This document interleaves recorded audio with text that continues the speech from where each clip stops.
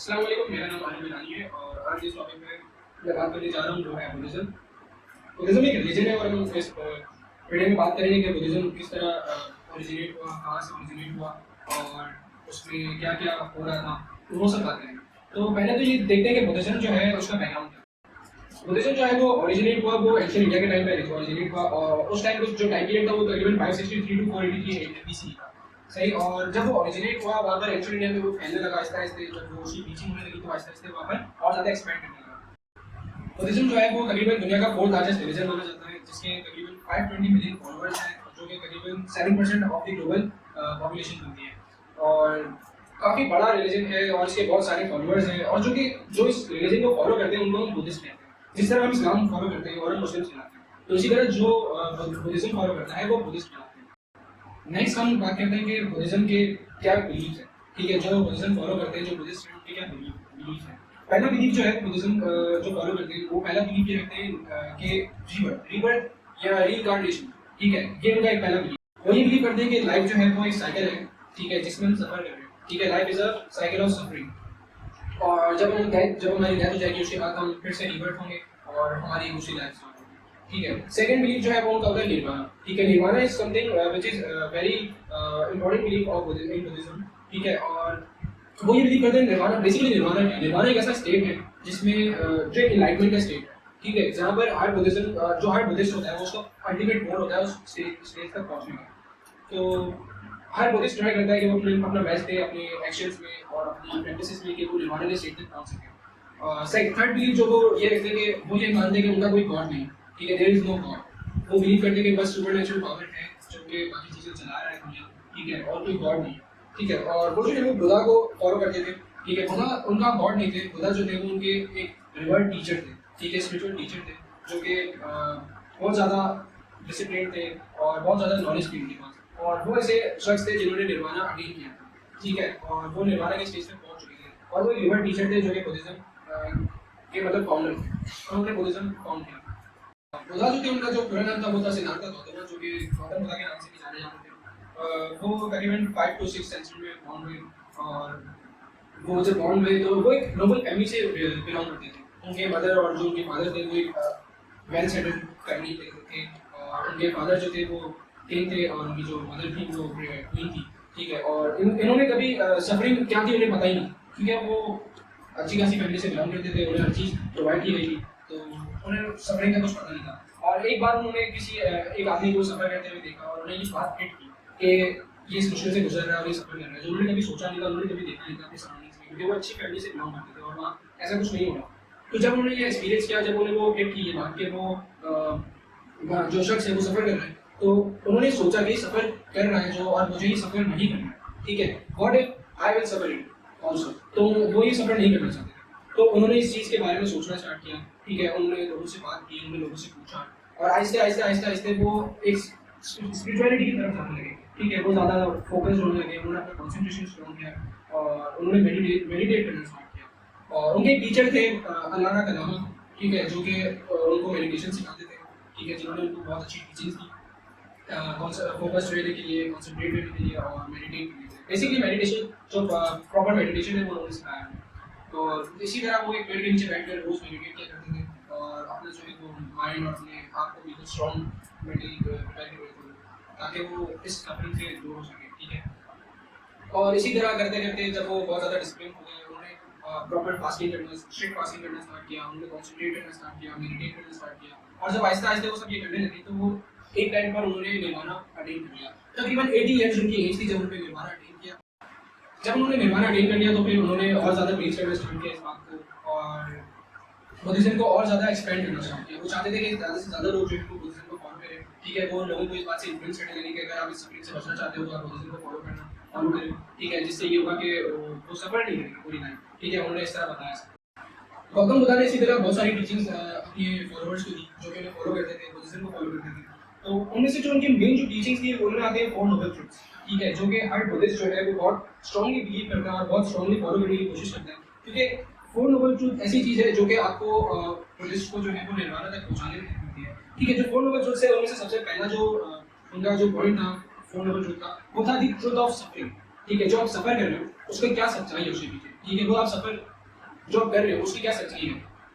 Second जो उसका point था फोन ट्रुथ का, सेकंड जो ट्रुथ था वो था कि truth of the cause of the suffering, ठीक है, जो आप सफर कर रहे हो उसकी वजह क्या है, वो आप क्यों सफर कर रहे हो, ठीक है, अगर आप सफर एक चीज कर रहे हो तो उसकी कोई ना कोई वजह हो जिस वजह से आप उसे कर रहे हो, तो वो वजह जानना, उसके पीछे का सच जानना। और सेकंड जो था वो थर्ड जो उनका ट्रुथ था वो था the truth of the end of the suffering, ठीक है, कि सफर जो आप कर रहे हो, जो जिस वजह से भी सफर कर रहे हो उसको एंड, उसका एंड क्या है, उसके उसके एंड होने की सच्चाई क्या है, उस बात का। और जो फोर्थ और लास्ट ट्रुथ था वो ये था कि वो बात क्या है जो कि उस सफरिंग को एंड करने तक आपको ले जाए, ठीक है, the path to the end of the suffering, तो उसका सच जानना कि वो क्या चीज़ है जो कि आपको हेल्प करेगा उस सफरिंग से एंड करने में। तो जो हमने लास्ट उसकी बात की उसमें उसके बाद उन्होंने बताया था कि नोबल एट फोल्ड पाथ, ठीक है, वो क्या बात था, वो ऐसा बात था जो कि आपको हेल्प करता है। एट फोल्ड पाथ इसलिए कहा जाता है क्योंकि इसकी कुछ 8 स्टेप्स हैं, ठीक है, वो जिन स्टेप्स को आप फॉलो करके आप निर्वाणा तक पहुंच सकते हैं। सही, तो पहला जो स्टेप था वो था right understanding. Right understanding means कि आप सही अंडरस्टैंड करें चीज़ों को, ठीक है, जो भी आप चीज़ देख रहे हैं, जो भी आप सोच रहे हैं उसको सही अंडरस्टैंड करें। सेकंड पॉइंट था राइट थॉट, ठीक है, आप जो भी सोचते हैं वो बिल्कुल सही सोचिए, ठीक है, आपकी सोच अच्छी ठीक होनी चाहिए। थर्ड था राइट स्पीच, ठीक है, आप जो सोच रहे हैं उसको ठीक से बोलिए, उसको एड्रेस करना आना चाहिए ठीक से। और फोर्थ जो पॉइंट था वो था राइट एक्शन, जो आप एक्शन अपने करते हैं, ठीक है, वो सही होना चाहिए, ठीक है। और उसके बाद आता है right livelihood. Right livelihood means ये कि जो आप कमाते हैं, जो आप खाते हैं वो ठीक तरीके से होना चाहिए, वो सही होना चाहिए, गलत तरीके से ना होना सही। और उसके बाद था राइट एफर्ट, जो कि ये कहता है कि आप जो भी एफर्ट्स कर रहे हैं अपने निर्वाणा तक पहुंचने के लिए, ठीक है, इन सब चीज़ों के लिए, अपने सारे स्टेप्स अचीव करने के लिए, उसके लिए आपकी जो एफर्ट होनी चाहिए वो बिल्कुल ठीक होनी चाहिए, राइट एफर्ट होनी चाहिए।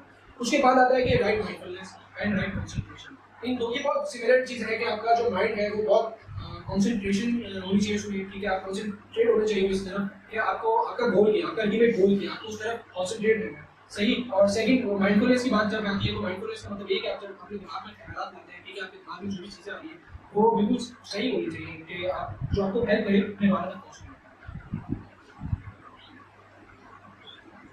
ये जो 8 नोबेल की बात है, ठीक है, ये एक उनका एक सिंबल है बुद्धिज्म का, ठीक है, जो कि धर्म चक्र कहलाता है, ठीक है, जो धर्म चक्र है, ठीक है, वो एक डायग्राम है जो एक सर्कल शेप में होता है, एक साइकिल की व्हील की तरह लगता है बेसिकली, ठीक है, जब हम उसे देखते हैं तो एक साइकिल की व्हील की तरह। ये जो 8 नोबेल की बात है, ठीक है, ये एक उनका एक सिंबल है बुद्धिज्म का, ठीक है, जो कि धर्म चक्र कहलाता है। उसकी कुछ सिग्निफिकेंस है, उसकी क्या सिग्निफिकेंस है, उसकी ये सिग्निफिकेंस है कि जो उसका शेप है वो सर्कुलर शेप है, ठीक है, जो सर्कुलर शेप है वो ये चीज़ दिखाता है कि जो गौतम बुद्ध की जो टीचिंग्स थी वो परफेक्ट है, just like a circle, it's perfect. There is no edges and nothing. It's perfect. इसी तरह जो गौतम बुद्ध की टीचिंग्स थी वो परफेक्ट थी, ठीक है, और जो उनका धर्म था जो था वो परफेक्ट, ये शो करता है। उसके बाद आता है जो रिम्स, ठीक है, जो रिम्स होता है जिसमें साइकिल के व्हील के अंदर रिम्स होते हैं, इसी तरह डायग्राम के अंदर भी रिम्स है। जो रिम्स है वो ये शो करती है कि माइंडफुलनेस, सेकंड चीज़ है कॉन्सेंट्रेशन, और थर्ड चीज़ है वो है मेडिटेशन। ये तीन चीज़ें वो सिग्निफाई करती है, ठीक है। माइंडफुलनेस हमने बात की कि हमारा बिल्कुल माइंड जो है वो प्रॉपर में थॉट्स होनी चाहिए और ये सब, ठीक है। कॉन्सेंट्रेशन की हमने बात की और ये सब चीज़ों की हमने बात की। उसके बाद जो है बीच में एक सेंटर है जो उसका हब है, ठीक है, जो सर्कल को बिल्कुल सेंटर पॉइंट है, जो एक हब जैसा बना हुआ है, वो शो करता है discipline. Discipline is very necessary in every religion, not only Buddhism, Islam, Hinduism, Christianity, every religion requires discipline. अगर आप उसमें अच्छे होना चाहते हो उस रीजन में, आप अपना जो पार्ट है वो सही से प्ले करना चाहते हो, तो आपको डिसिप्लिन होना लाजमी है। नॉट रिलीजियसली, आपको अपनी प्रैक्टिकल लाइफ में भी डिसिप्लिन होना लाजमी है। तो वो जो हब है वो डिसिप्लिन शो करता है। और ये जो पूरा सिंबल है, ये पूरा जो सिंबल जो सिग्निफाई करता है, ये उनके पूरे रिलीजन को, उनके धर्म को रिप्रेजेंट करता है, इसीलिए से धर्म चक्र कहा जाता है। अच्छा, जो ये हमने 8 बात की कि हम जो स्टेप्स हैं उन स्टेप्स को अगर हम प्रॉपर फॉलो करें, जो स्टेप्स को फॉलो कर सकते हैं प्रॉपर, वो पहुंचता है फिर निर्वाणा की स्टेज पर, ठीक है, उस निर्वाणा के स्टेज पर जो कि बुद्धिज्म का अल्टीमेट गोल है। हर बुद्धिस्ट जो है उस स्टेज पर पहुंचना चाहता है, ठीक है, उसका अल्टीमेट गोल है, क्योंकि वो पूरी लाइफ सफरिंग से बचना चाहता है। वो चाहता है कि जो भी सफरिंग है वो उन सबसे बच सकूँ, ठीक है, और सफरिंग से दूर हो सकूँ, तो वो निर्वाणा स्टेज पर पहुंचने की कोशिश करता है, ठीक है। बात करते हैं निर्वाणा क्या है। निर्वाणा एक ऐसा स्टेज है जहाँ पर आप एक एनलाइटमेंट का स्टेज है, ठीक है। जैसे हमने पहले स्टार्टिंग में बात की थी कि निर्वाणा के बाद जो उनका बिलीफ है, ठीक है, मेजर बिलीफ है।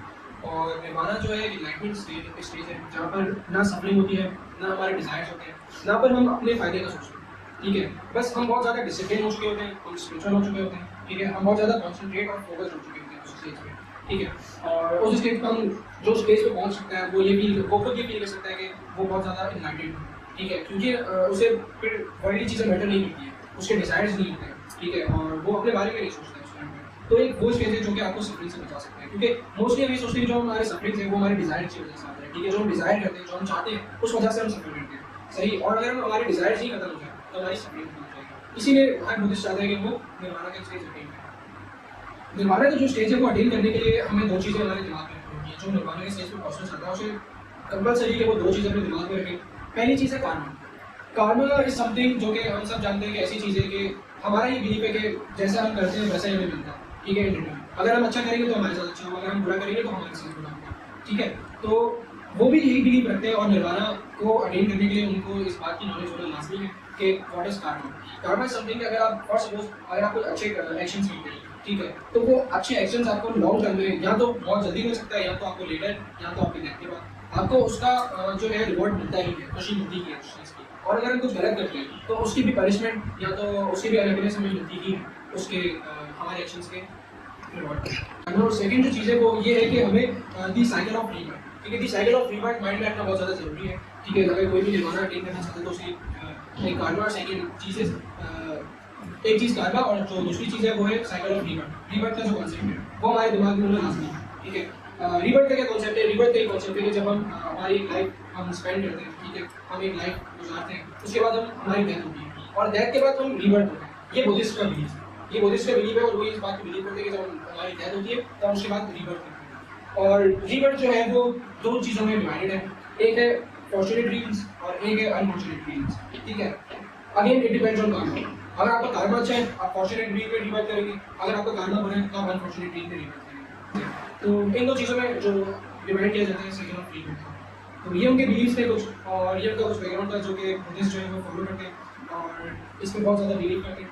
और मैं ये मानता हूँ कि बहुत बुद्धिज्म जो है वो कुछ किसी तरह हमारे रिलीजन से सिमिलर है, जैसे कि उनके एटफोल्ड पाथ जो है, ठीक है, जो उनके स्टेप्स हैं निर्वाणा अटेन करने के। इसी तरह हम जो मुस्लिम्स हैं वो निर्वाणा पर बिलीव नहीं करते हैं, लेकिन हम ये बिलीव करते हैं कि हमारी जो आखिरत है, हम आखिरत में बिलीव करते हैं कि ये जो लाइफ है हमें जब ये लाइफ स्पेंड कर रहे हैं उस पर जो अमाल करेंगे वो हमारी आखिरत में उसका हिसाब दिया जाएगा। इसी तरह वो ये सोचते हैं कि हमारी जो लाइफ स्पेंड कर रहे हैं वो हम सफरिंग से बचने के लिए हम अच्छे काम करें, हम ये अच्छे काम करने की कोशिश करते हैं, जैसे झूठ ना बोलना, अच्छे किसी की मदद करना, एक्शन अच्छे करना, यही सब। तो इसी तरह कुछ किसी तरह हमसे सिमिलर है और किसी तरह हमसे डिफरेंट है।